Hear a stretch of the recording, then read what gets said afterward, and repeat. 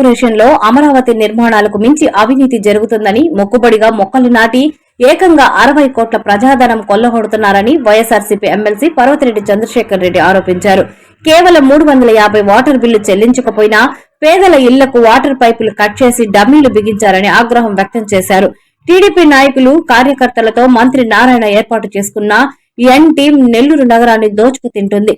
Smart street vending project, paintings, traffic signals, bio toilets, చెత్తను తరలించే ట్రాక్టర్లు, సీల్డ్ క్లినిక్, దోమల నివారణ, ఎండ్ టు ఎండ్ రోడ్ అన్ని అక్రమంగా దోచుకుంటున్న వైనం. వీటితో పాటు లెక్కపక్కా లేని 100 కోట్ల నామినేటెడ్ కాంట్రాక్ట్ వర్కులు, ఇలా ఏది చూసినా అవినీతి అక్రమాలే కనిపిస్తున్నాయి.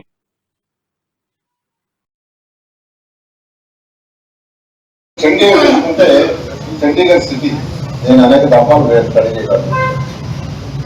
ప్రతి 5 మీటర్లు ఒక సిటీ మొత్తం ఉంటుంది కంప్లీట్ గా.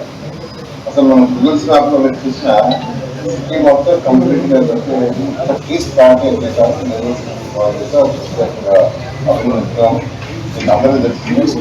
కూడా నేను వెళ్ళాను. 92 ఇయర్స్ ఉన్నాయి ఆమెకి. ఆమెని 24,000 కన్నా కట్టకపోతే లోక్ అదాలత్లో కోర్టుకు రావాలని చెప్పి ఆమెకు చెప్పారంట. లోక్ అదాలత్లో 24,000 రూపాయలని. ఆమెకి ఘోరం ఏంటంటే వైఎస్ఆర్సీపీ ప్రభుత్వం ఉన్నప్పుడు ఆమెకు వృద్ధాప్య పెన్షన్ వచ్చేదంట. ఇప్పుడు ఆ పెన్షన్ కట్ చేసేసారు. ఆ పెన్షన్ కట్ చేసి పైగా 24,000 రూపాయలు కనుక మీరు కట్టకపోతే లోక్ అదాలత్ కోర్టు ముందుకు వచ్చిందంట. అది టెంపరీ ఎంకరేజ్మెంట్ అంట. ఆయనకు ఒక 1,050 రూపాయలు కట్టకపోతే ఆ బోర్డు తీసేస్తాం. మంచిదే అనుకుందాం. అంటే మీరు డబ్బులు ఇంత విచ్చలు పెడతారంతో ఖర్చులు పెడతా ఉన్నారు, ఇవన్నీ కూడా ఓకే అనుకుందాం. అసలు ఏం జరుగుతూ ఉందండి నెల్లూరు నగర నియోజకవర్గంలో? మీ అందరికీ తెలుసండి ఎంత దోపిడీ జరుగుతూ ఉందంటే పేదవాడు సామాన్యుడు బతికేటువంటి పరిస్థితి ఈరోజు లేదని చెప్తా ఉన్నాను. దీనికి నేను కొన్ని ఎగ్జాంపుల్స్ చెప్తాను. మీరు డబ్బులు ఖర్చు చేయండి, మీ కార్యకర్తలకు మీరు ఇచ్చుకోండి, మీరు ఏమైనా చేయండి, కానీ పేదవాళ్ళ మీద సామాన్యుల మీద పడి ఆ విధంగా మీరు వాళ్ళని ఇబ్బంది పెట్టడం కానీ ఇది ధర్మం కాదు. ప్రజాస్వామ్యంలో ప్రజాప్రభుత్వాలు చేయాల్సినటువంటి పనులు ఇవి కాదని మాత్రం నేను స్పష్టంగా చెప్పదలుచుకున్నాను. మచ్చుకి కొన్ని ఎగ్జాంపుల్స్ మీకు చెప్తాను. ప్రతి ఇంటిలో కూడా ఇదే సమస్య ఉంది. ప్రతి షాపులో కానీ ప్రతి కమర్షియల్ షాపుల్లో కూడా సమస్యలు ఉన్నాయి. పేదవాడికి కూడా ఈ సమస్యలు ఉన్నాయి. ఈ సమస్యలను నేను మీ కొన్నింటి మీ దృష్టికి తీసుకొని వస్తాను. ఎలాంటి దోపిడీ నెల్లూరు నగర నియోజకవర్గంలో జరుగుతూ ఉందన్నది. 13వ నెంబర్ చూపించమ్మా. ఇక్కడ ఒక పేరు మేక అనసూయమ్మ. ఈ పేరుకి సంబంధించి ఒక నోటీస్ ఇచ్చారండి. 2013 నుంచి 2 ఉన్నాయి, ముందు ఒకటి చూపించు. 2013 నుంచి ఆయన వాటర్ ట్యాక్స్ కట్టలేదని చెప్పి వాళ్ళకి నోటీసులు ఇచ్చారు. 13 సంవత్సరాల నుంచి మీరు కట్టలేదు, మాకు 24,600 రూపాయలు కట్టమని చెప్పి నోటీస్ ఇచ్చారండి. 24 ఇవన్నీ ప్రతి దగ్గర ఉండే సమస్యలు. అసలు వాళ్ళు 3 సార్లు కార్పొరేషన్ ఆఫీస్కి వెళ్ళి అయ్యా మాకు ట్యాపే లేదయ్యా, ఇన్ని సంవత్సరాల నుంచి మాకు బోర్ ఉంది, ఆ ఇల్లు చూపించాను నేను మీకు, రేకులు ఇల్లు చిన్నది వెంకటేశ్వరపురం మెరియా. అక్కడ వాళ్ళకి బోర్ వేసుకొని ఉన్నారు, ఇంట్లో హ్యాండ్ బోర్ వేసుకొని ఉన్నారు, మాకు ట్యాపే లేదయ్యా. మా వాళ్ళు ఎప్పుడో 13 సంవత్సరాల క్రితం ఒక అప్లికేషన్ పెట్టుకున్నారంట. ఆ అప్లికేషన్ పెట్టుకున్నప్పుడు వాళ్ళు ట్యాప్ కనెక్షన్ ఇవ్వాలంటే ఒక 5,000 రూపాయలు అంటే 5,000 రూపాయలు మాకు లేక మేము ఆ రోజు చేయించుకోలేదు. ఈ రోజు దాకా 13 సంవత్సరాలు కాదు కదా, మాకు అసలు ట్యాపే లేదని చెప్తే కూడా వినకుండా మీరు కనుక ఇది కట్టకపోతే లోక్ అదాలత్కి వచ్చి కోర్టులో నిలబడాలా, మీరు జైలుకు వెళ్ళాలా అని చెప్పి 26,000 రూపాయలు కట్టమని చెప్పి ప్రతి ఇంటిలో కూడా ఈ గోడ ఈరోజు మనకు కనపడతా ఉంది. నేను మీకు దాంట్లో ఎందుకు చూపిస్తా ఉన్నానంటే అక్కడ వాళ్ళకు ఉన్నటువంటి ట్యాప్ కనెక్షన్ లేదు. చిన్నది 1 సెంటు స్థలంలో రేకులు ఇల్లు ఉన్నటువంటి పరిస్థితి ఉంది.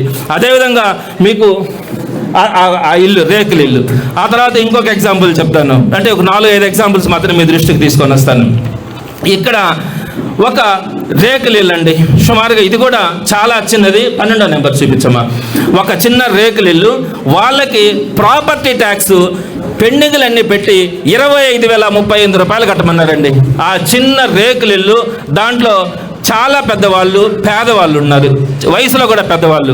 25,038 రూపాయలు కట్టకపోతే మీరు లోక్ అదాలత్లో కోర్టు ముందు నిలబడాలా డిసెంబర్ 13వ తేదీ అని చెప్పి నోటీస్ ఇస్తే వాళ్ళు కాళ్ళ ఏళ్ళ బడి అప్పు సప్పు చేసి 5,000 రూపాయలు కట్టగలమయ్యా అని చెప్పి 5,000 రూపాయలు కడితే మరలా ఫిబ్రవరి నెలలో మరలా 20,515 రూపాయలు కట్టకపోతే మిమ్మల్ని లోక్ అదాలత్లో కోర్టుకి మార్చిలో రావాల్సి వస్తుంది, కోర్టు ముందు మీరు నిలబడి సంజాయిషి ఇవ్వాల్సి వస్తుంది అని చెప్పి మరలా నోటీస్ ఇచ్చారు. ఎక్కడ వెళ్తారు ఆ వయసులో పెద్దవాళ్ళు కోర్టులకి? ఎక్కడైనా ఈ సంస్కృతి ఉందా? ఆంధ్ర రాష్ట్రంలో మీరు ప్రాపర్టీ ట్యాక్స్, వాటర్ ట్యాక్స్లు కట్టకపోతే మీరు కోర్టుకు వచ్చి నిలబడండి, కోర్టులో చేతులు కట్టుకొని నిలబడండి అని చెప్పినటువంటి సంస్కృతి ఎక్కడైనా ఉందా? ఎందుకు నిలబెడతా ఉన్నారు ఈ విధంగా? మీరు ఒకసారి ఆలోచించుకోండి. వయసులో పెద్దవాళ్ళు రేకులిల్లు, ఒక సెంటు స్థలంలో కూడా 25,000 రూపాయలని, ఒక్కొక్క చెట్టుకు మీరు 12,000 రూపాయలు ఖర్చులు పెట్టే క్రమంలో 25,000 రూపాయలు ఒక్కొక్క రేకులింటికి సంబంధించి అరియర్స్తో సహా కట్టకపోతే మీరు లోక్ అదాలత్ కోర్టుకు రమ్మని చెప్పినటువంటి నోటీసులు ఇవి. ఇది ఫస్ట్ ఇస్తే 5,000 రూపాయలు కట్టారు, మళ్ళా నోటీస్ ఇస్తే మళ్ళా కోర్టుకు రమ్మని చెప్పి మళ్ళా నోటీస్ ఇచ్చారు. ఎక్కడ కడతామయ్యా అని వాళ్ళు బాధపడుతూ ఉన్నారు. ఇది ఈరోజు పరిస్థితి. అదేవిధంగా ఇంకొక ఇష్యూ కూడా వీళ్ళకి సంబంధించి మళ్ళా లోక్ అదాలత్ 19,200 రూపాయలకి నోటీస్. ఇంకొక సంబంధించి ఇంట్లో వాళ్ళ వయసు ఎంత? 85 ఏళ్ళు భార్యాభర్తలు ఇద్దరే ఉంటా ఉన్నారు. లోపలికి నీళ్లు రానికుండా బయట డమ్మీ కొట్టి పారేస్తే మీ చేతకాంతనం వల్ల నెల్లూరు రోడ్లలో ఎంతంత నీళ్లు రోడ్ల మీద పారుతా ఉన్నాయో మీరు ఒకసారి గమనించండి, వాళ్ళ యొక్క ఇన్ఎఫిషియన్సీ వల్ల. కానీ అవసరమైనటువంటి పేదవాళ్ళకి గుక్కిడి నీళ్లు పోకుండా మీరు డమ్మీలు కొడతా ఉన్నాడు ఈ కమిషనర్. ఇళ్లలోకి నీళ్లు పోకుండా డమ్మీలు కొడతా ఉన్నాడు. ఇది ప్రజాస్వామ్యంలో మంచిది కాదు. పేదవాళ్ళని గుర్తుపెట్టుకున్నటువంటి ఏ ప్రజాస్వామ్యంలో ఉన్నటువంటి రాచరిక ప్రభుత్వాలు కూడా నిలబడినటువంటి దాఖలాలు లేవు. మీరు గుర్తుపెట్టుకోవాలా, పేదలు ఎవరు, సామాన్యులు ఎవరో మనం గుర్తుపెట్టుకోకపోతే పుట్టగదులు ఉండమని కూడా తెలియజేస్తా ఉన్నాను. ఇది నెల్లూరులో ఉన్నటువంటి పరిస్థితి. మనం జనరల్గా కాలేజీలో ఫీజులు కట్టకపోతే హాల్ టికెట్లు ఇవ్వం. ఓకే, నాకు కాలేజ్ ఉంది, కాలేజీలకు కూడా రానివ్వకపోవచ్చు, ఓకే. కానీ ట్యాపులు కనెక్షన్ కట్ చేసేది ఏంటండి? నీళ్ళకి కావాల్సినటువంటి వృద్ధుల దగ్గర వాళ్ళ దగ్గర డమ్మీలు కొట్టేది ఏంటండి? 350 రూపాయలు కట్టించుకోలేనటువంటి స్థితిలో 12,000 రూపాయలు ఒక్కొక్క చెట్టు వాళ్ళ పేదలకు ఏం అవసరం అండి? వాళ్ళ ఇళ్ళ ముందు పేదవాళ్ళకి చెట్లు వేసినాము, నీళ్ళు ఇవ్వలేని వాళ్ళము చెట్లు ఇచ్చి ఏమి ఉద్ధరిస్తాం? ఆ చెట్లు కూడా పూల చెట్లు వేసి ఏమి సాధిస్తాం? ఎవరిని ఉద్ధరించడానికి సాధిస్తా ఉన్నాం అని మనం గమనించుకోవాలా. సిఎస్ఆర్ ఫండ్స్ని కూడా కొంతమంది వస్తున్నాయి, సిఎస్ఆర్ ఫండ్స్ని కూడా కొంత వాడుతూ ఉన్నామంటారు. సిఎస్ఆర్ ఫండ్స్ అయినా కూడా బాధ్యతగా కలెక్టర్ గారి బాధ్యతతో వాటిని ప్రజా ఉపయోగాలకు మాత్రమే వాడాల్సినటువంటి అవసరం ఉంటుంది. కానీ నేను ప్రభుత్వంలో ఉన్నప్పుడు సిఎస్ఆర్ ఫండ్స్ వస్తే దాన్ని ఇష్టారీతిలో ఖర్చు పెడతామనే హక్కు కూడా ఎవరికి ఉండదు. సిఎస్ఆర్ ఫండ్స్ ఇవ్వాల్సినటువంటి బాధ్యత కంపెనీల మీద ఉంటుంది. 2% అది ప్రాపర్గా ఖర్చు పెట్టాల్సినటువంటి బాధ్యత కూడా కలెక్టర్ల మీదనే ఉంటుంది. కలెక్టర్ల ద్వారానే చేయాల్సినటువంటి పరిస్థితి ఉంటుంది. మరి ఆ సాకులు పెట్టుకొని ఈ సాకులు పెట్టుకొని మనం దుర్వినియోగం చేస్తామంటే అయ్యే పని కాదు. మీకు ఇంకొక 2 విషయాలు కూడా మీకు ఒక విషయం చెప్తా ఉన్నాను. అమరావతిలో దోపిడీ మీ అందరికీ కూడా తెలిసిందే, ఎంత దోపిడీ జరుగుతూ ఉంది అన్నది. అమరావతిలో జరుగుతున్నటువంటి పాపాలకి రేపొద్దున మనమంతా, మన బిడ్డలు కూడా మనం భరాయించాల్సినటువంటి పరిస్థితి ఉంది. ఏం చేస్తా ఉన్నాం? ఒక్కొక్క చదరపు అడుగుకి 14,796 రూపాయల ఖర్చుతో అక్కడ అమరావతిలో ఖర్చు పెడతా ఉన్నారు. మీరు ఎక్కడైనా తీసుకోండి, నెల్లూరులో 3,000, 4,000, 7,000 రూపాయలు కనుక ఒక అపార్ట్మెంట్లో ఎస్ఎఫ్టీ కనుక్కుందంటే అది ఎక్స్ట్రీమ్ అపార్ట్మెంట్. 7,000 రూపాయలకు కొనుక్కున్నామంటే దానికి కన్స్ట్రక్షన్కి అయ్యే కాస్ట్ 4,000 రూపాయల నుంచి 4,500 రూపాయలకి 5 స్టార్ ఫెసిలిటీస్ ఇచ్చినా కూడా కుదరినటువంటి పరిస్థితిలో 14,796 రూపాయల లెక్కన మనం అక్కడ 52 లక్షల చదరపు అడుగులకు ఇచ్చినాం. ఆ విధంగా 55,000 కోట్ల రూపాయల మొబిలైజేషన్ ఫండ్స్తో అక్కడ సుమారుగా 4,400 కోట్లు. ఏ విధంగా సరే ఇవన్నీ కూడా తీసేయండి. అమరావతిలో ఎంత చెప్పుకున్నా తక్కువేనండి, 1,000 కోట్ల రూపాయలండి. సరే అది ఆ అమరావతిని తీసి పక్కన పెడితే మా నెల్లూరు పరిస్థితులు కనుక తీసుకుంటే దానికి తీసుకోనటువంటి విధంగా పేదల దగ్గర నుంచి డబ్బులు కలెక్ట్ చేసి ఈ విధంగా ఇష్టారాతిన దోచిపెట్టేటువంటి పరిస్థితి. నేను ఒకటే చెప్తా ఉన్నా, నారాయణ గారు మీరంటే నాకు గౌరవం, మీరు నాకు గురువు గారు కూడా అవుతారు. నేను మిమ్మల్ని వ్యక్తిగతంగా కూడా ఎక్కడ కూడా మాట్లాడాలని కూడా లేదు. నేను మాట్లాడిన దాంట్లో వాస్తవాలు ఉన్నాయా లేదా ఒకసారి చూడండి. లేకపోతే మీరు కనుక తిట్టించడాలు గిట్టించడాలు చేస్తే ఇందాక నేను ఏవైతే చెప్పినానో అన్నింటిలో ప్రతి దాంట్లో ఏ విధమైనటువంటి అక్రమాలు జరుగుతా ఉన్నాయో నేను చాలా వరకు కూడా ఓర్పు పెట్టాను. వాటన్నింటినీ కూడా ప్రజల దృష్టికి తీసుకెళ్తాను. ఏ విధంగా జరుగుతూ ఉన్నాయి, ఒక్కొక్క కార్యక్రమంలో ఏ విధంగా దోచిపెడతా ఉన్నారు. మీకు సంబంధించిన మనుషులకు మాత్రమే ఈ ప్రభుత్వాలు నడుస్తున్నట్టుగా జరుగుతూ ఉంది. వీటన్నింటినీ కూడా నా దగ్గర ఎవిడెన్సెస్ లేకుండా నేను ఏది మాట్లాడేటువంటి పరిస్థితి లేదు. ఈ ఒక్క ప్రెస్ మీట్ పెట్టడానికి నేను 15 రోజుల నుంచి మొత్తం ఇన్ఫర్మేషన్స్ అంతా కూడా గ్యాదర్ చేసినాను. ఈరోజు రేపు మెయింటెనెన్స్కి వాళ్ళు ఏదైనా కొంచెం తగ్గిస్తే తగ్గించవచ్చు కూడా, ఎందుకంటే ఎలిగేషన్స్ వచ్చినాయి కాబట్టి. ప్రతిదీ కూడా నేను ఎవిడెన్స్ తీసుకొని నేను మాట్లాడినటువంటి ప్రతి మాటకి నేను స్వయంగా నిన్న కారులో తిరిగి నా పక్కన ఫోటోగ్రాఫర్ని పెట్టుకొని ఫోటోలు తీసుకొని కింద జియో ట్యాగ్ లొకేషన్స్తో సహా తీసుకొచ్చుకున్నాను. ఇది నెల్లూరులో ఉన్నటువంటి పరిస్థితి. ఒక్కసారి మీరు కూడా అందరూ కూడా ఆలోచించాలా, మార్పు రావాలని మాత్రమే కోరుకుంటా ఉన్నాం. వాళ్ళ మనసులు మారాలా, ప్రజల పక్షాన ఈ ప్రభుత్వాలు ఉండాలా అన్నది మాత్రమే అందరి కోరికని కూడా తెలియజేస్తా ఉన్నాను. ఈ ఎండల్లో ఇన్ని కోట్ల రూపాయలు ఖర్చు పెట్టి ఎవరైనా కూడా ఏప్రిల్ మేలలో ఎవరైనా కూడా చెట్లు వేసుకునే పరిస్థితి ఉంటుందా? ఎందుకు వేస్తూ ఉన్నారు? కేవలం ఏంటంటే ఆ కాంట్రాక్టర్లు ఇచ్చినటువంటి ఒత్తిడి, మాకు ఖచ్చితంగా ఈ కార్పొరేషన్ ఎలక్షన్స్ అయ్యే లోపల, ఈ కార్పొరేషన్ టైం పూర్తయ్యే లోపల మాకు కావాల్సినటువంటి అమౌంట్స్ కావాలా అని చెప్తే వారి కోసం, వారిని సాటిస్ఫై చేయడానికి కోసం ఇన్ని కోట్ల రూపాయలకు సంబంధించి 48,000 చెట్లకు సంబంధించి అయితే వీళ్ళు అనుకున్న లెక్కల ప్రకారమే కనుకైతే 60 కోట్ల రూపాయలు ఖర్చు అవుతుంది. ఈ 60 కోట్ల రూపాయలని కేవలం మీకు సంబంధించిన మనుషులకు అప్పగించుకోవాలన్న ఉద్దేశంతో అడ్డు అదుపు లేకుండా వారికి సంబంధించి ఎక్కడ పెడితే అక్కడ చెట్లు వేసుకోండి. ఖాళీ స్థలం కనిపిస్తే కొన్ని దగ్గర ఖాళీ స్థలాలు ముందు చిక్కగా వేసేశారు. రేపు వాళ్ళు ఇల్లు కట్టాలంటే ఆ చెట్టును పక్కన కొట్టాల. ఇలాంటి పరిస్థితుల్లో, ఇలాంటి దారుణమైన పరిస్థితుల్లో ఇన్ని కోట్ల రూపాయలను ఖర్చు పెట్టి మనం ఈరోజు వేసుకుంటా ఉన్నామంటే కనీసం ఈ 3 నెలలు బతికితే కూడా ఆ చెట్టు గొప్పనే చెప్పాలా. అదేవిధంగా మనం చెట్లు ఎందుకు వేసుకుంటామండి? జనరల్గా ఎవరైనా కూడా అందరికీ కూడా అర్థమయ్యేటువంటిది, అశోకుడి కాలం నుంచి మనం చెట్లు వేస్తూనే ఉన్నాం. కొత్తగా ఇప్పుడు వేసింది అయితే కాదు, ప్రతి గవర్నమెంట్లో కూడా వేస్తాం. దానికి ఒక పద్ధతి ఉంటుంది. ఎందుకు చెట్లు వేస్తాం? ఆక్సిజన్ పెరగాలని, కార్బన్ డైఆక్సైడ్ తగ్గాలని, కాలుష్య నివారణ జరగాలని, నైట్రోజన్ డైఆక్సైడ్ కానీ సల్ఫర్ డైఆక్సైడ్ కానీ అవి తగ్గడం వల్ల ఊపిరితిత్తుల సమస్యలు వస్తాయి, అవి తగ్గాలని, పట్టణ ఉష్ణోగ్రతలు కొంచెం తగ్గడం కానీ, రోడ్డు మీద హీట్ రిఫ్లెక్షన్, ఏదైతే సిమెంట్ రోడ్ల మీద కానీ తార్ రోడ్ల మీద కానీ ఎండపడి మొహాలకు తగిలి హీట్ రిఫ్లెక్షన్స్ వస్తాయని చెప్పి ఆ హీట్ రిఫ్లెక్షన్స్ని కంట్రోల్ చేయడానికి కానీ, వర్షపు నీళ్లు భూమిలోకి ఇంకాలని కానీ, సౌండ్ పొల్యూషన్, వెహికల్ నాయిస్ తగ్గడానికి కానీ, అలానే మనకు అందరికీ కూడా వాకింగ్ కల్చర్ పెరగాలని, అందరికీ కూడా ప్రజలందరికీ కూడా ఆరోగ్యం ఉండాలని ఈ 9 పాయింట్ల కారణాలతో మనము చెట్లు వేసుకోవడం కూడా జరుగుతుంది. మీరు ఒక్కసారి ఆలోచించండి, ఆకులు లేని ఈ చెట్లు, ఆకులు లేని నీడనివ్వని, ఆక్సిజన్ తయారు చేయని, కార్బన్ డైఆక్సైడ్ని పీల్చుకొని నైట్రోజన్ డైఆక్సైడ్ కానీ సల్ఫర్ డైఆక్సైడ్ కానీ వీటన్నిటి కూడా కంట్రోల్ చేయలేనటువంటి, వాతావరణ పరిస్థితులను కంట్రోల్ చేయలేనటువంటి ఇటువంటి చెట్లు కేవలం 2 నెలలు, ఫిబ్రవరి మార్చి నెలలో మాత్రమే దాంట్లో పూలు పూస్తాయి. ఇవి ఎక్కడో వేశారంట, చండీగఢ్లో వేశారంట, లేదా యూకేలో వేశారంట.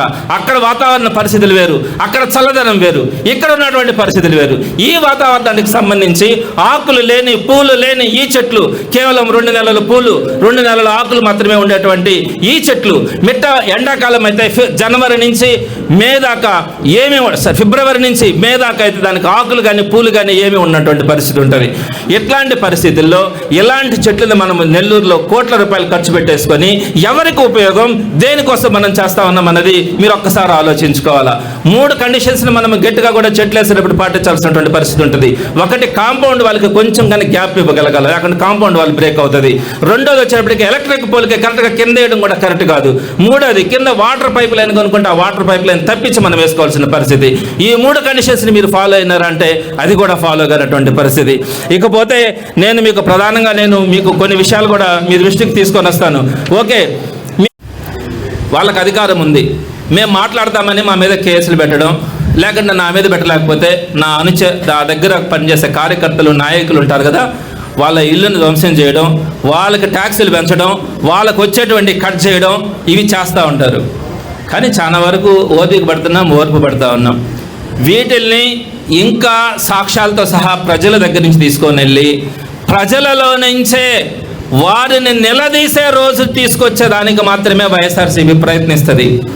తప్పకుండా కూడా ఆ పాత్ర నేను పోషించడంలో ఎన్ని అడ్డంకులు వచ్చినా, ఎన్ని కష్టాలు వచ్చినా ప్రజల తరపున, సామాన్యుల పట్ల నిలబడి పోరాడడానికైతే నేను ఎప్పుడు కూడా సిద్ధంగానే ఉంటాను. రాబోయే రోజుల్లో కూడా ఈ కార్యక్రమాన్ని ముందుకు తీసుకెళ్ళడం కూడా జరుగుతుంది. వచ్చాను, సామాన్యుడికి మంచినీళ్ళు ఇవ్వాల్సిన బాధ్యత ప్రభుత్వాల మీద ఉంది. మీరు చెప్పినారా లేదా? మేము చెప్పినామా లేదా? అంతకుముందు ప్రభుత్వాలు చెప్పినాయా లేదా? మనము ఇల్లు, నీరు కూడా కనీసం ఇవ్వలేకపోతే, నీరు ఇవ్వలేకపోతే వాళ్ళకి కొన్ని సర్కమ్స్టాన్సెస్ పెట్టుకోవాలా. 1 సెంటు భూమి ఉండే వాళ్ళలో కానీ, లేదా 1 6 అంకణాలు లేకుంటే గుడిసెలో ఉండో లేకుంటే పూరిళ్ళు ఉండేటియో చిన్న చిన్న ఇళ్ళలో ఉండే వాళ్ళకి మనం ఉచితంగా నీళ్ళు ఇవ్వాలండి. వేయండి, మా మీద వేయండి, లేకుంటే ట్యాక్సులు కడితే కట్టుకోగలం, చేస్తాం. పేదవాళ్ళకు నీళ్లు కూడా ఇవ్వమా? నెక్స్ట్ లేనటువంటి ట్యాక్సుల్ని 2013 నుంచి ఇప్పుడు దాకా మీరు లెక్కలేసి వాళ్ళందరినీ కోర్టుకి ఇచ్చినటువంటిది ఏంటండి? కోర్టుకి పిలిచేది ఏంటి? మీరు ట్యాక్స్లు ఏంటి? ఆ ప్రాపర్టీని వాడు అమ్ముకోవాలంటే అది కట్టి అమ్ముకోవాల్సి వస్తుంది అని చెప్పి డిమాండ్లు పెట్టండి. మీరు ఇంట్రెస్ట్లు వేస్తారు. లోక్ అదాలత్కి పిలిచి ఎండల్లో నిలబెట్టేది ఏంటండి? ఇది ఎక్కడైనా ఉందా? ఏ ప్రభుత్వంలోనైనా ఉందా? ఎప్పుడైనా జరిగిందా? చూడండి, పక్కనకి వెళ్ళి చూడండి. చిన్న చిన్న రేకులు ఉండే వాళ్ళకి మనం తాగునీళ్ళు ఇవ్వలేమా? తర్వాత కాంట్రాక్టర్లకు ఇచ్చారు. నేను ఈ లిస్టును కూడా మీకు ప్రెస్ గ్రూప్లో పెడతాను. ఆ కాంట్రాక్టర్లు ఎవరు, వాళ్ళు ఏ సబ్ కాంట్రాక్టర్లకు ఇచ్చినారు? ఈ సబ్ కాంట్రాక్టర్లు అందరూ కూడా అక్కడ ఉన్నటువంటి స్థానికంగా ఉన్నటువంటి ఆయనకు సంబంధించినటువంటి మనుషులు. ఆ 25 మంది సబ్ కాంట్రాక్టర్లకి ఎన్ని చెట్లకి ఎంత డబ్బులు శాంక్షన్ చేస్తున్నారు అన్నది ఈ దీనికి సంబంధించినటువంటి కంప్లీట్ డీటెయిల్స్, ఏ రోజు ఎంత అమౌంట్స్ క్యాష్ రూపంలో చెల్లించారో కూడా నా దగ్గర ఈ సమాచారం ఉంది. దీనిని కూడా నేను మీకు సంబంధించినటువంటి వాట్సాప్ గ్రూపుల్లో షేర్ చేస్తాను. కొన్ని డివిజన్స్ చెప్తాను. 54వ డివిజన్, దానికి NIT నెంబర్స్ ఏంటి, ఏ ఏజెన్సీకి ఇచ్చారు, ఆ సబ్ కాంట్రాక్టర్ పేరేంటి, 2977 చెట్లు ఆ 54వ డివిజన్కి ఇచ్చారు. 1,30,00,000 రూపాయలని కేవలం చెట్లు నాటడానికి, ఈ ట్రీ గార్డు పెట్టడానికి 1,30,00,000 రూపాయలని వాళ్ళకి శాంక్షన్ చేయడం కూడా జరిగింది. అదేవిధంగా 9వ వార్డుకు వచ్చేటప్పటికి 2,061 చెట్లని 1,10,00,000 రూపాయలని ఆ డివిజన్కి సంబంధించి, 14వ డివిజన్కి సంబంధించి 1,832 చెట్లని 90,00,000 రూపాయలకి చెట్లు నాటడానికి, ఆ ఫెన్సింగ్ గార్డు వేయడానికి సంబంధించి ఒక్కొక్క డివిజన్కి ఏ ఏజెన్సీకి ఇచ్చినారు, ఏ సబ్ కాంట్రాక్టర్లకు ఇచ్చినారు అనే డేటాను కూడా 25 మంది డేటాను కూడా నేను మీకు ఈరోజు ఇవ్వడం జరిగింది. టోటల్గా దీనికి సంబంధించి 14,741 చెట్లకు గాను ఈ 25 మంది కాంట్రాక్టర్లకి 8,02,91,000 రూపాయలని ఆయన చెట్లు నాటడానికి, ట్రీ గార్డు పెట్టడానికి శాంక్షన్ చేయడం జరిగింది. అంటే ఒక్కొక్క చెట్టుకి 5,446 రూపాయలు ఖర్చు అవుతా ఉంది. దేనికి? మిగతా మెయింటెనెన్స్ గురించి కాదు, నెక్స్ట్ ఇంకో మెయింటెనెన్స్ గురించి చెప్తాను. ఈ 5,444 రూపాయలు చెట్టు వేసిన దానికి, ట్రీ గార్డు పెట్టిన దానికి. హార్టికల్చర్ డిపార్ట్మెంట్ యొక్క బాధ్యత చెట్లు కావాల్సినప్పుడు సప్లై చేసేటువంటి బాధ్యత.